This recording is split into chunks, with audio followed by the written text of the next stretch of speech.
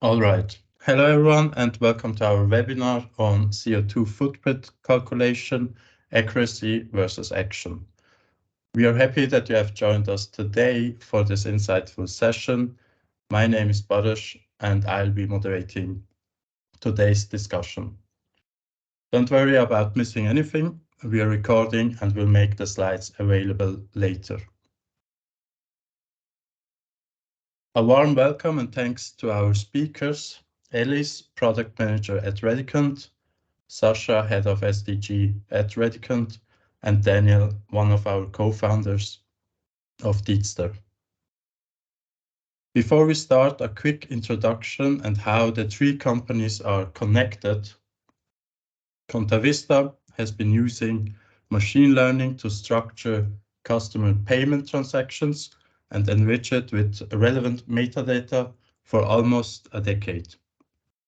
Those of you who don't know us by now, we offer products such as Enrichment Engine, where we are happy and proud of our high hit rate, Personal Finance Manager and Business Finance Manager, multi-banking, and more. Last year, we found a strong partner in Deedster, and together we developed the Carbon Footprint Manager. Daniel will deep dive and explain in the next couple of minutes what is behind the CO2 calculation. Radicant, a sustainable bank in Switzerland, is the first to implement our collaborative solution. Alice and Sasha will share why they picked the Carbon Footprint Manager and their insights with us. Throughout this session, just the last thing and then we can start, we encourage you to engage with our speakers by asking questions directly in the chat, and we will answer as many as we can during the Q&A session at the end. So let's get started. Over to Daniel to start our conversation. Thank you.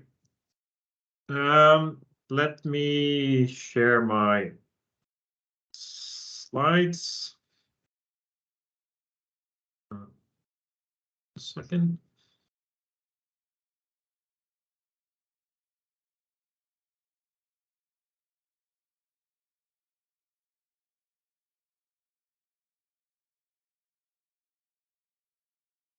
There we go. Thank you.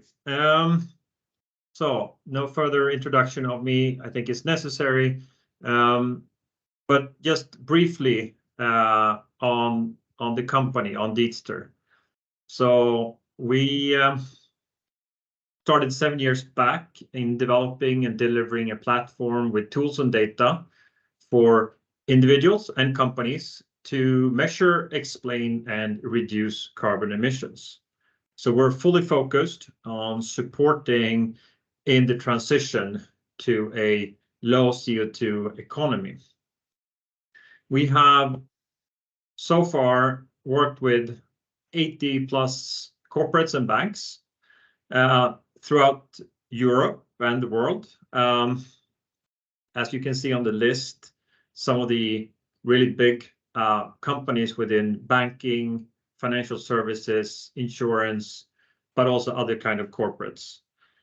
We reach with the platform today about 50 countries, and we have it in 19 languages.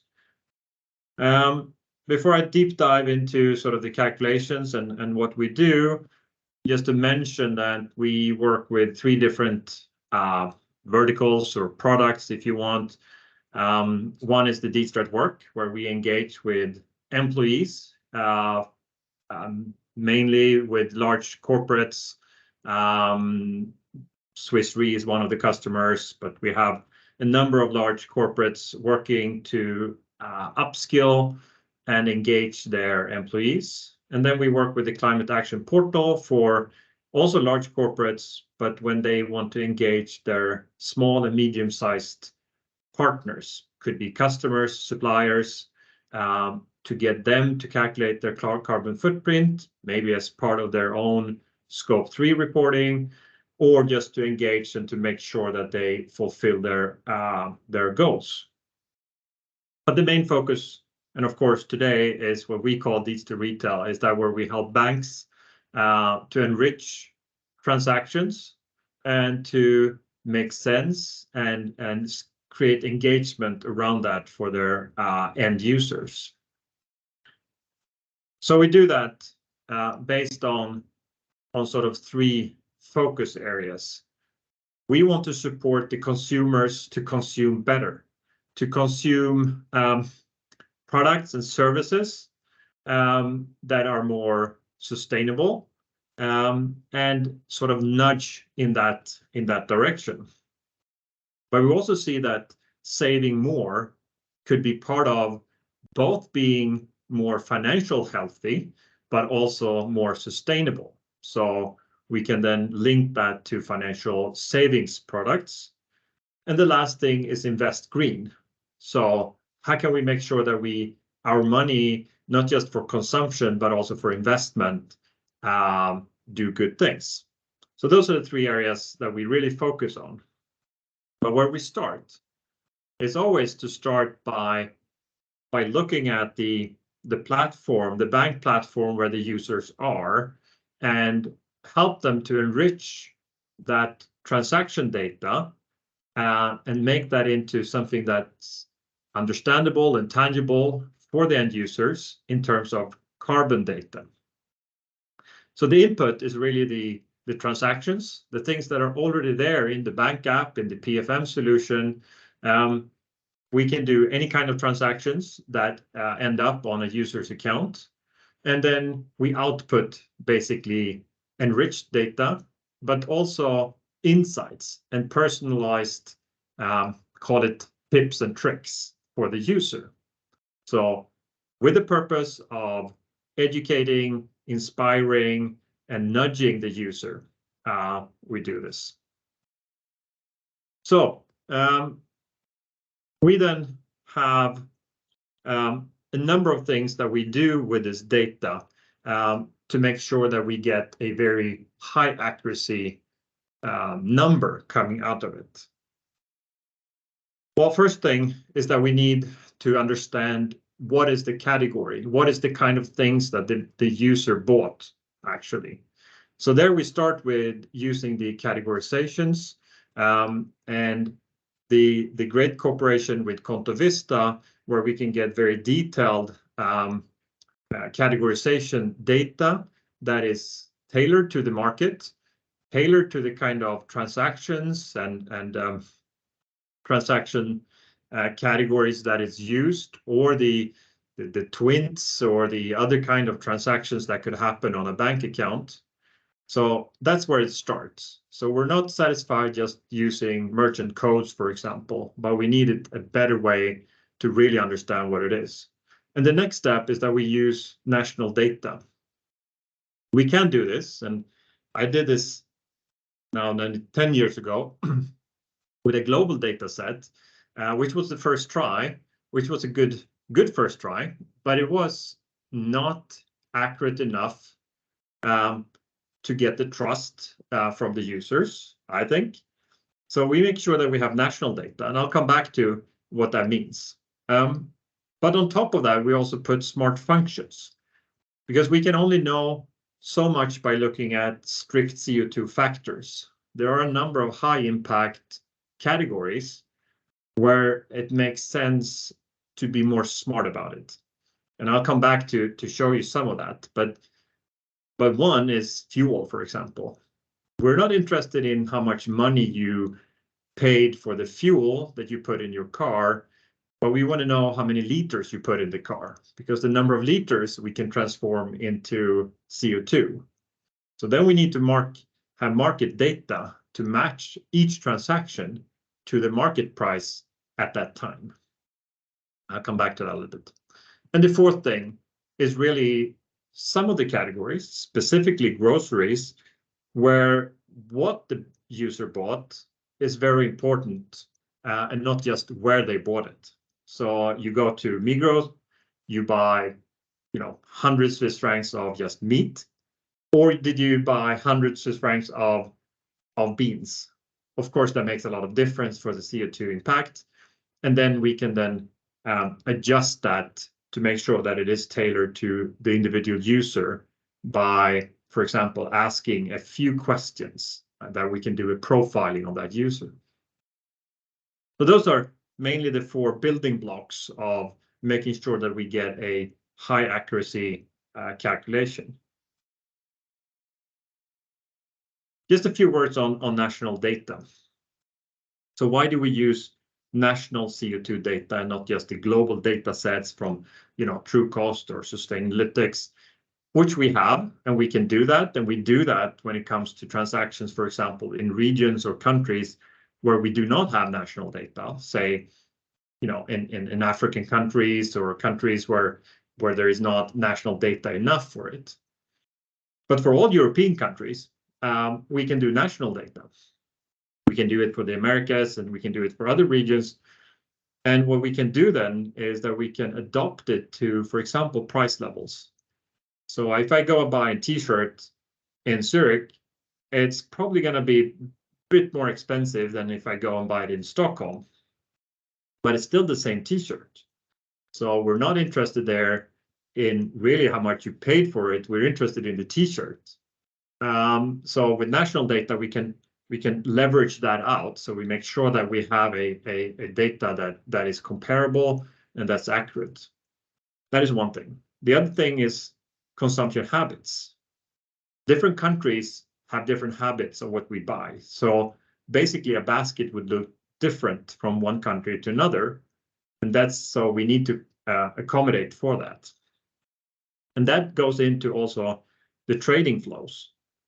Because if we import a lot of goods in a specific category, then we need to make sure that we catch the CO2 from that production in that country where it was produced.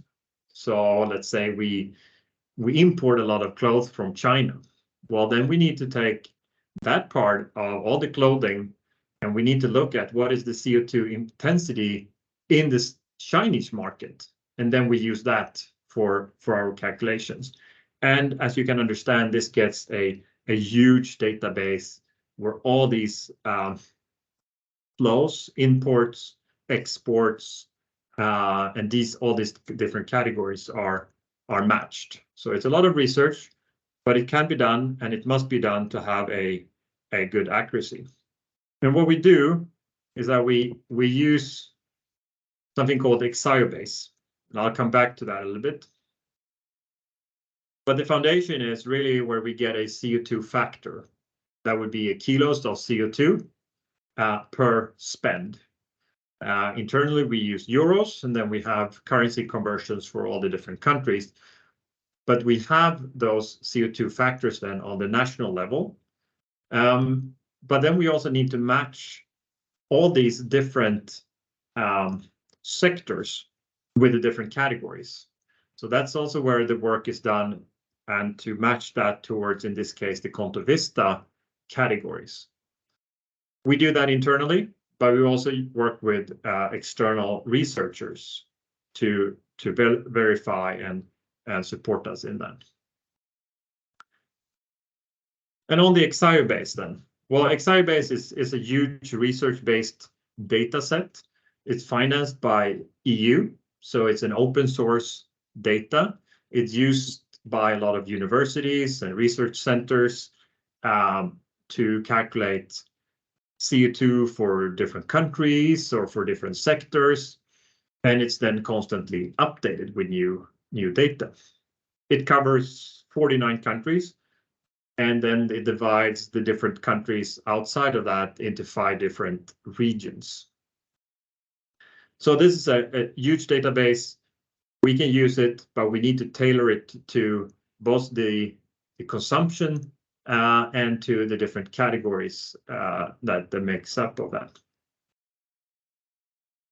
And I talked about the smart functions. So currently we have functions to adopt to market prices. So specifically for energy and fuel. Categories that are highly volatile in terms of pricing. So just because the energy price doubles doesn't mean that your CO2 doubles. Same thing with fuel. So we need to adjust for that all the time. And we also, looking at historical data, we need to take what was the price at that time, and we match that with that transaction. So I think that is an important one, and specifically since it's high impact categories, all the fuels, all the heating, electricity, etc., will have a huge impact. Well, electricity will have a less impact in the Swiss market since you have so much green electricity, but then gas and all other fuels. Then we have recategorizations. For example, you go to the gas station, but you go there and you just buy some groceries on a Sunday, or you go there and buy a hot dog. Well, then that's not fuel. So we can then deduct from the amount and say, okay, this is not fuel, but something else. And then we can categorize it as, for example, groceries. And then we can also see from the transactions in what country that was bought, and we can then use another national data set for individual transactions when needed. And coming back to the lifestyle questions, this is something that is now under development in the Contovista as well. So we will have it as different kind of inputs that the user can give. For example, on diet.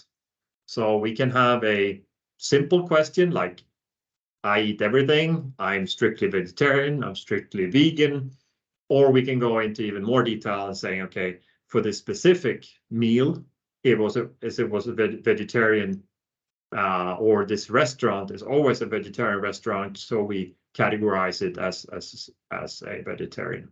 So in that sense, we can then adjust the CO2 factors based on what is actually bought within the same category, for example, then groceries or cafe. We can do the same thing for fuel, for utility, and for other shopping. We can have simple questions to the user so we can adjust it. And you will see that for customers and users that are really interested in sustainability, they will happily do this because they want to have the best possible footprint for themselves. And let's see. We can take an example.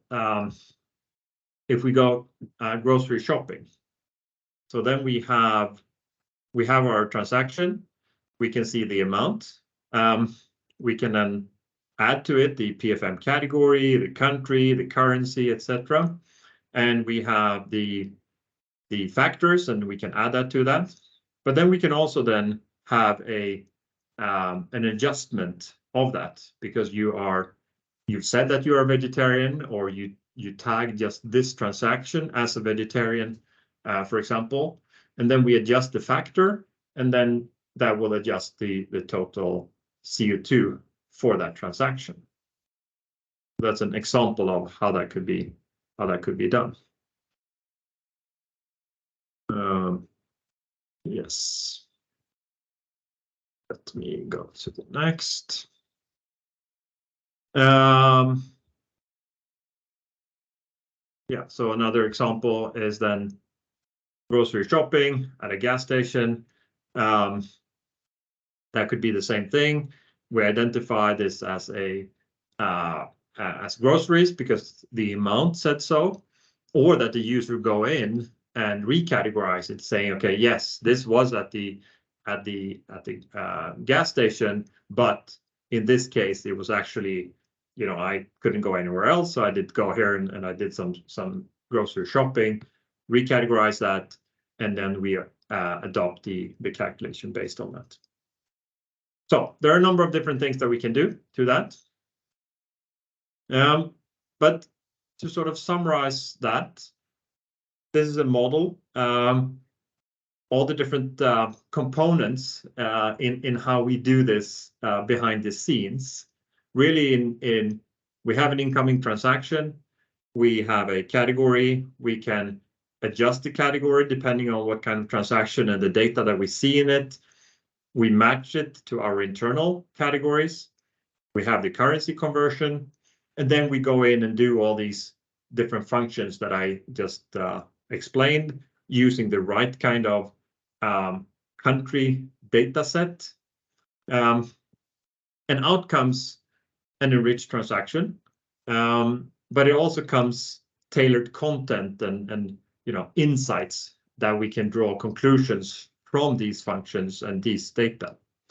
And then hopefully we get some behavioral change, we get more insights, we get more knowledge built up, and then we start over all this and we sort of eventually build up a more sustainable consumption. This is something that is not static. It's something that is going on. Prices change, CO2 factors change, trade flows change. So this data needs to be reviewed, updated, inflation adjusted all the time. So it's not just one thing that we do at one time, but it is something that needs to be constantly updated. But we can also be more specific. So we can identify brands or merchants with specific data, saying this is a sustainable brand. Then we can sort of extract that from the general category and look at that one. But we can also look at different realignments. We see that stores are changing, they're changing what they have, and etc. And eventually we will also have more data. We will have more data coming from Coop, Migros to enrich the data even more. And lastly, then, to the question of sort of the accuracy versus action. Well, I've talked a lot about accuracy because that's where it starts. It needs to be accurate to start with, but it's not the end game. That's not where we want to end. We need to end in action. So the action is much more important in the end. We need the trust, so we need the accuracy to create the trust, but we need users to take action. So that means that calculations are always a means to get to the action. And while we have an accurate number, it's not perfect. There are a lot of things that are, averages because we can't know exactly what you bought. There are, more data coming, so we get better. And we can't wait for the perfect number. We need to make sure that we have a good enough number, that we can create the trust, that we can create the awareness and understanding, but then we need to act. So it's always focusing on the acting and the engagement to get users to change, to do things with this data and these insights. And in the end, it's also about expectations. What are the end users expecting? Well, they are expecting to get support. They're expecting to get inspiration, and then they want to act. So we need to facilitate and support them in actually taking the action.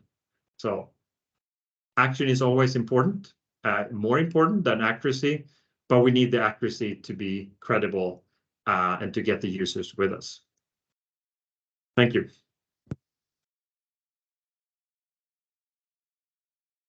Thank you, Daniel, for your insightful presentation. I really liked the examples. I think they were helpful to understand how Deedster is using data to calculate the footprint, and of course your message at the end. Now we are curious about to see what Radicant's experience is with the Carbon Footprint Manager.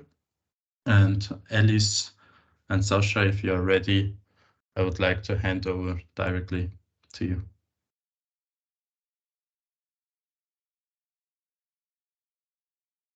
Yes, I just wait for Sasha to take control. There we Screen. go. I give you control, yes. Excellent. Thank you very much to both Contovista and Deedster for this kind invitation for this webinar. So Elise, she's a product manager in banking at Radicant Bank, and I'm the head of SDG research and experts at Radicant Bank. And we would like to give you some insights from our perspective of implementing the CO2 footprint tracker. Now let's perhaps dive in first onto the topic of climate change to outline a bit the relevancy of the topic. I'd like to show this image of a gentleman standing on top of a Swiss glacier, actually the Aletsch Glacier, the Swiss longest glacier in Switzerland. And he's holding up this metal pole, which is 6 meters tall, and indicating basically just how much height the Aletsch Glacier lost in just 1 year. And that was in 2022. And in 2023, he stood at the same point, and basically the glacier lost another 4.6 meters. So overall, the Aletsch Glacier lost in 2 years over 10.6 meters in height. And the 2 years were actually catastrophic years for Swiss glaciers overall, because they lost more than 10% of ice volume in just 2 years. All goes to say that Switzerland is gradually warming, and compared to 1864, Switzerland on average has already warmed more than 2.5 degrees Celsius. And you can see this trend basically is increasing the last 30 years. And as a result of that continuous warming, basically through burning fossil fuels and depositing CO2 in the atmosphere, we see also changes of the Swiss climate, which are based on observation data. Sunshine is increasing, there's more heavy precipitation, there's less snow days, the vegetation periods are shifting, and glacier volume is decreasing. Since 1850, glacier volume decreased by 60%. Now, what is important is that not only our behavior, but also the money has actually an impact. The IPCC estimates that by 2050, there is a reduction potential of 40 to 70% based on consumption and of implementing demand side measures, including behavioral changes. That's basically the global perspective. But if we look basically on the Swiss perspective, you can compare the domestic emissions of Switzerland compared to the financed emissions of Switzerland. And the financed emissions of the Swiss financial market is about 22 times larger than the domestic emissions of Switzerland, including basically electricity, heating, transport, and so on. So again, our behavior and our money have an impact. Let me now briefly introduce Radicant Bank together with Elise. What is Radicant Bank? We are Switzerland's first digital sustainability bank that was founded 2021, just 2 years ago. In 2022, we received our FINMA license, and this year, in summer of 2023, we fully entered the market. We try to consider sustainability in everything that we do, especially in our products and services, including our sustainable banking and sustainable investing. Another important thing is clearly we would also like to be a role model in our operations, but advocacy is also an important part that we would like to promote sustainability topics, especially the Sustainable Development Goals, the SDGs. And with that, just highlighting briefly one of our products, our sustainable investing. Basically, we're selecting companies that have a positive impact on society or nature, which is based on our unique SDG impact rating, where we look at the impact of the companies. Our investment mandate is based on so-called dark green investment funds, which are classified Article 9 under the Sustainable Finance Disclosure Regulation in the EU. And you can choose up to 2 sustainable investment themes or impact topics in your investment. And now I hand over to Elise. Thank you, Sasha. Yes, so I'm glad to present you after the sustainable investing part, the sustainable banking offering we have. So we are a neobank. We are a mobile-only bank. So what makes us different from other neobanks is what we do with the sustainable aspects. And this relies into 3 main points. The first one is that we make sure that the part of our cash deposits, so the cash deposits from our clients, are invested in green bonds. These green bonds support a renewable energy project across the world. So that's the first thing. The second thing, and that's quite new, we have launched the concept that each time our user pay with their card, their radicant card, they are supporting ecosystems. So which means that each time they spend 100 francs with the radicant cards, they restore 1 square meter of mangroves in Kenya. So that's a very exciting project. Right now, it's not yet in the app, but in the future, the user will be able to see what you see on the left side here. So screen where they can follow up their positive impacts. Finally, what also makes us sustainable is the different features we offer in the app. We have a carbon footprint tracker that we are going to discuss today, but we also offer a virtual debit card, meaning that we don't need to send to our clients a real plastic card. They can use it directly from the app or through Apple Pay and Google Pay. And of course, in the future, we plan to add additional features and to improve more and more into the sustainable sides. Yes, let's now deep dive into the topic of today, so our carbon footprint tracker. And before I share with you the challenge we met and the solutions we identified, I would like to give you a bit more presentation, a bit more information about what it is concretely. So let's take an example. You are going to the restaurant with your friends, you pay with the radicant debit cards, and this transaction is then enriched by Contovista enrichment engine, meaning that a couple of information are added to the transaction, and in the app you can see how much you spend. So you spend 45 francs at the restaurant, you will see the logo in theory of the merchant, so of the restaurant you went, the category, but most importantly, and in collaboration with Deedster, we also see the carbon footprint of this transaction. So here you see 45 franc is equivalent to roughly 7.5 kilo CO2 emitted. And we also added an equivalence. Here it is kilometer driven with the petrol car. So just to make it more tangible, more understandable to the user in case they don't really understand what these 7.5 kilo CO2 mean. That's not all. Next to that, we also launched this dashboard, the one we call the carbon footprint tracker, where the user can really follow on a monthly basis is impact. So at the top, you can see the monthly footprints, and then you can also see the graph where you can compare with the previous month. And finally, you also have the ability to see what were the worst transactions for this specific month. So the top 3 most impacting transactions. So this is our MVP. It's the first version we have launched. We try to first focus on informing the user, but we would like in the future, depending on the feedback we collect, try to go into the direction of taking action. Now you know your footprints, what should you do next? But that's will follow in the future, depending again on the feedback we collected. As you can imagine, launching such a feature also comes with challenges, and one of the challenges we met is, of course, data accuracy, as we discussed today. But don't worry, we have solutions for that. To illustrate this challenge, I would like to take another example. So let's imagine you go to Coop for some grocery shopping, and there you spend 12.5 francs. You're the kind of person who makes sure to carefully pick local and organic vegetables. So you pay and you see the transaction in the app. You realize that these 12.5 francs are equal to 9 kilos CO2. Okay, good.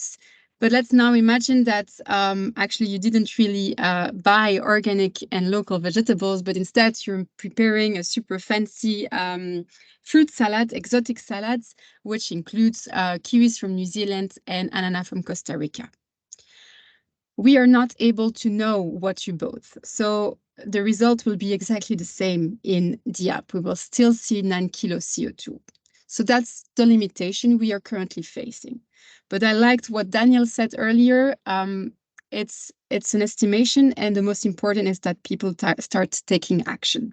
So we need to cope with that right now, and we have identified 3 interesting solutions to try to cope and improve the data accuracy.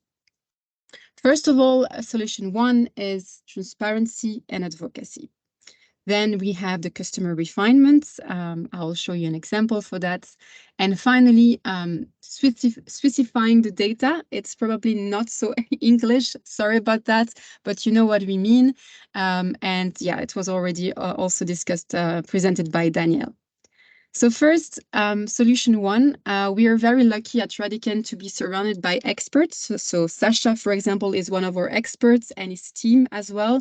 They know a lot about sustainability, and they supported us in collaboration with Deedster, by the way, into making this feature the most transparent, the most educational possible. So we have, of course, FAQ. We also have educational content in the app to continuously explain how the model works, what are the limitations, and try to answer as many questions as we can. This is also something we need to work on a regular basis, and I'm happy I had a presentation from Daniel earlier because I saw ways to improve our content for the future. Solution 2, and I think this one is the strongest one, is asking for more details to our clients. What did you buy? Did you buy meat? Did you buy Swiss grown products? Did you buy organic products? I think Daniel presented the concept of having a survey, like a questionnaire in the app. That's an option. Or you can directly also refine the transaction directly at the transaction level. So here on the right side, it's a prototype. We don't have that yet in the app, but it's an option for us for the future to just to make this data more accurate and also to be more transparent again with the clients. And the last solution, I will give the floor again to Sasha. Yes, I need to give you control, a second. Thank you, Elise. So basically here, the idea of specifying data was also kind of related to by Daniel. And the idea is, clearly our clients are, they are having certain activities, they're purchasing certain products and buying specific services. And here the idea is to kind of include specific local data sets, in our case, Swiss data sets and local emission factors.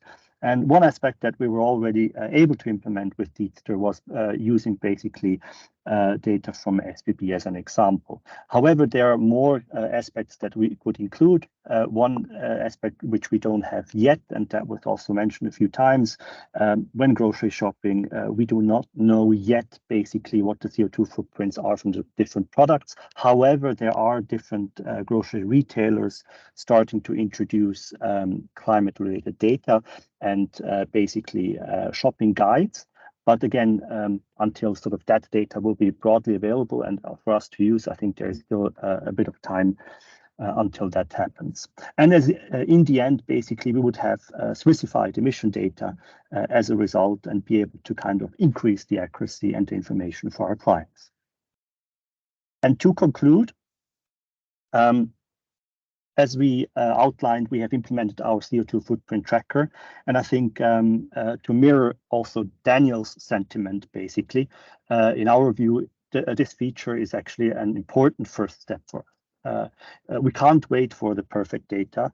I would like to stress this. The assumptions that are currently being used and the data that is currently being used can be refined and improved. And transparency is key also for our clients to kind of build trust over time and overall give us an opportunity to actually engage with our clients and then hopefully also to reduce their emissions. And with that, I close and thank you very much for your attention. Happy to hear the questions. Thank you, Elis and Sasha, for also your presentation. Quite exciting to see how you challenge the state of the art. And I'm sure we'll be hearing a lot more from Radicant. So with that, I would like to open the Q&A session. You're all welcome to switch on your cameras and microphones and to ask your questions directly to the speaker, or you can also put your questions in the chat. So actually, we do not have any questions in the chat, so maybe everything is clear.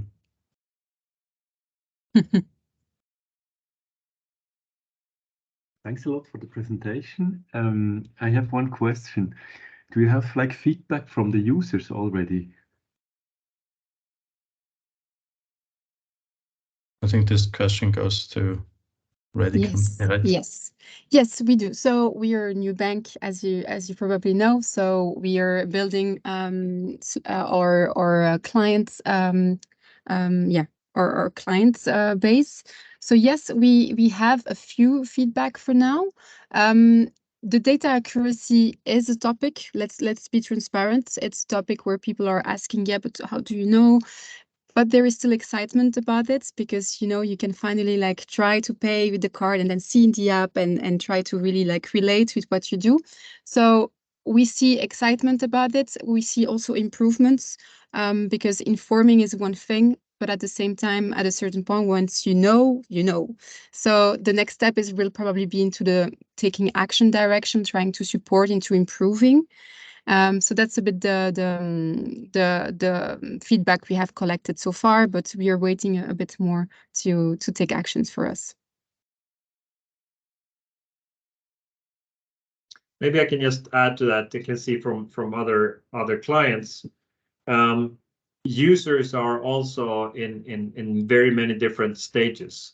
I mean, now Radicant is a sustainable bank, so you will attract the users that are more sustainable to start with, and they are more informed probably even when they come there.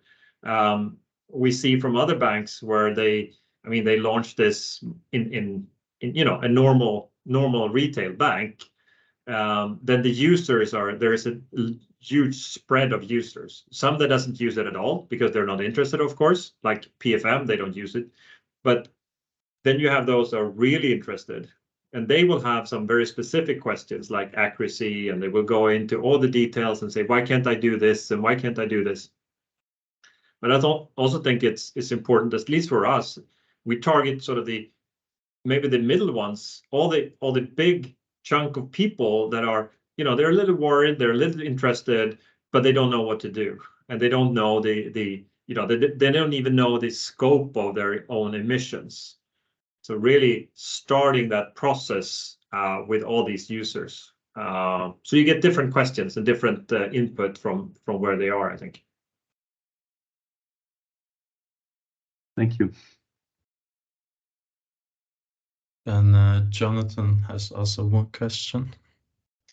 Yes, thank you very much for the presentation. So my question is there an option to opt out of this data collection?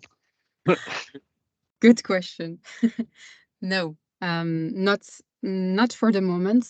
We've thought about it, but yeah, we were starting with an MVP, so we said, okay, let's not have this part of the MVP for now. It's an option, yes. Again, we wait for feedback because, yes, that's also the risk. That sometimes it's also a negative aspect, and some users might be also like, oh, overwhelmed with all this information. But yes, it's an option. We'll see if it's something that is really required or not. I believe that's my personal point of view, we should try to find another option than opting out. Like maybe we try to turn this in a positive way in order to support them into improving and not like claiming, oh, you're doing bad, you know, that's a bit the challenge. But so that's why I'm more in favor of this solution rather than opting out. Thank you very much. And maybe for Boris, the chat is deactivated for me at least. I don't know whether this problem occurs for others. No, but it's the as well. Q&A that you need to press the one Okay. next to it. Okay, not the chat. Yes. All right. It's Mhm. Perfect. you. Sorry. Okay, good. Any more questions?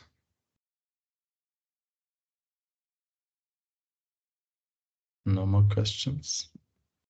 Okay, great. I think then we can also close this webinar if there's no more questions.